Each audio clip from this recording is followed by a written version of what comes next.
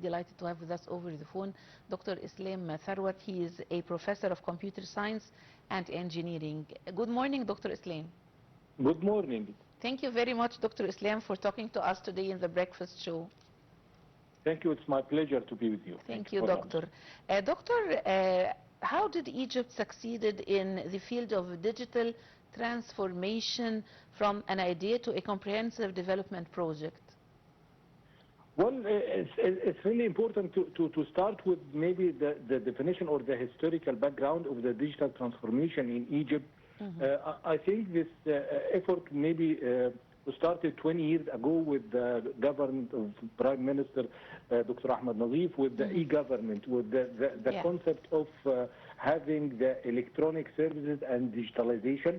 And of course, during the past 20 years, Egypt has developed many great efforts with several aspects. Of course, to start with the government initiatives and the infrastructure development, and also to build the talent and the development of the new skills required to meet these requirements.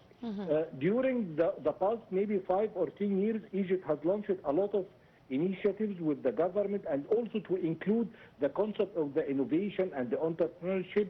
And of course, maybe during past 2-3 years, to include the artificial intelligence. So the journey of digital transformation, it means that to include the latest technologies and the state of the art of that, and to have a great impact on the citizen life and impact during many sectors. For example, the financial services. Now we can see a lot of examples, for example, the fintech, the mobile wallet and digital payments, and how it's easy now to transfer money even between individuals. Maybe 10 or 20 years ago, it was very hard to transfer money. It was we didn't accept even the concept of the ATM. We used to have cash. Now the banking sector with the fintech technology, according to the digital transformation, in many services and many sectors, the banking sector, the Ministry of Finance, and all the financial institutions, of course, develop a lot of, it reduces the cost, it reduces the effort, and also to ensure the transparency and this. Of course, this effort also was extended to many other sectors like the retail, the healthcare, the agriculture. So there is a lot of opportunities, of course, with the digital transformation in Egypt. Dr. Tharwat, what are the main sectors that benefited from from the digital transformation? What are the main sectors benefited most from the digital transformation in Egypt in the past few years? Well, as I have just mentioned, the financial sector, of course, and also the healthcare. Now we can see the telemedicine, and of course the digital health records, and also to use some AI concepts for diagnosis. And the retail, we can see a lot of commercial applications for the e-commerce growth and digital platforms that are supporting small and medium business. A lot of businesses that are relying on some of online platforms, and now we can see how this, of course, support the economy. So the digital transformation is not about only the technology, it's about the economic growth, inclusion, and of course opportunities. And also it maybe affect the agriculture. We can see now how we can ensure the smart farming, and also smart solutions helping farmers maybe to increase productivity and optimizing critical resources, of course, like water. And of course, in manufacturing, we're moving towards smart factories, automation. Of course, that will increase the efficiency and the global competitiveness. Of course.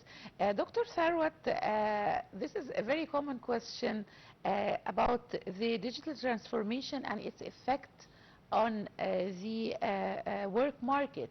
Would it help to find new jobs opportunities, or it's the threat to the work market and the workforce? Well, it's maybe the trade-off between, of course, the technology. By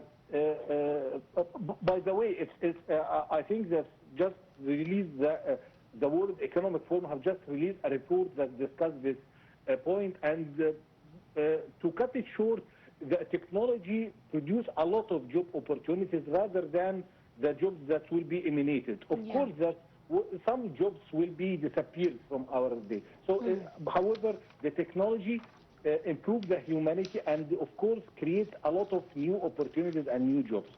But those kind of jobs will and tasks that could be executed by the human will be different a little bit from maybe 10 years to 20 years. So, for example, maybe 20 years ago or maybe 50 years ago, one of the most important skills that was needed in the market, the typewriting, and how many words that could be a human right in a minute. This was a critical skill as those days.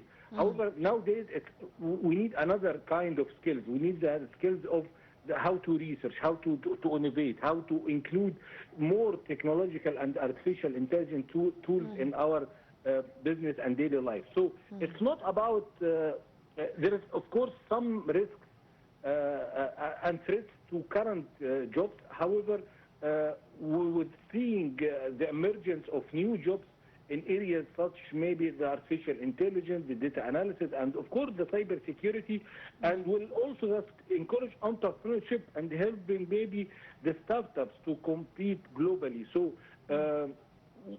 and of course that will be aligned with the new kind of generation. You know, it's Gen Z. They by definition would like to improve their skills and to have their own businesses, and this is something, I think, an opportunity to them to do some new jobs and the kind of jobs like the freelancing and to work remotely. And remotely, yes. Yes. So there is a great opportunities to them to extend their opportunities not only with our local market. However, they can have a lot of competitiveness with the global market as well. Dr. Tharwat, we've talked about the pros of the artificial intelligence and digital transformation. Tell us more about the cons of this sector. Of course, there is some cons, or maybe I'd like maybe to call it the challenges. Of course, the cybersecurity, one of the most critical challenges and cons, how to secure our data, how to make it, and also the privacy of the people, because expanding the data with many AI tools, of course, the data could be seen as the oil of the AI, and as the AI now is a key enabler for many kind of processes and businesses. So how to keep the privacy and security of this data, how to make sure also to upgrade our infrastructure, especially with the rural areas, because we need to have some development to support the need of the computing power or the communication capabilities, especially with some other areas. So, of course, there is a lot of challenges in terms of the infrastructure and the cyber security, and also we need to improve our maturity and the ability to the new generation and also the current generation to adopt the new technologies and to build the human or the capacity building programs to improve and to keep them updated. So a lot of challenges in terms of those issues. Yeah. Dr. Tharwat, how did the state deal with the threats of the cybersecurity and data protection while carrying out the digital transformation steps? Egypt and the government has launched a lot of initiatives, and we have an authorized or official cybersecurity authority in Egypt. It's called EGCERT. It belongs to NETRA to regulate and to ensure that all the governmental systems and platforms are complying with the standard and the best practice of the cybersecurity. So, and also there is a huge effort with many global cybersecurity vendors, and there is a lot, of course, to do in that portfolio. Of course, this will be still challenging because it's an ongoing process. Securing the digital system and our digital infrastructure, it's like the normal security services. It's like the interior, or the Minister of Interior, or Minister of Defense. It's not something that we develop. It's not project. So it's ongoing process. We need to keep monitoring all the systems. Because every day there is some vulnerabilities and some hacking tools. So Egypt is applying maybe the best practice and follow all the international standards in this regard. Yeah. And by the way, we are classified one of the most maybe very well ranked countries in the cybersecurity domains globally. Yeah, that's amazing. Well, Dr. Islam Tharwat, Professor of Computer Science and Engineering, thank you very much, Dr. Islam, for talking to us today in the Breakfast Show. And well, ladies and gentlemen, this brings us to the end of our Breakfast Show. Thanks for watching, and please stay tuned for more to come on Nile TV International. This was Abir Mitwal.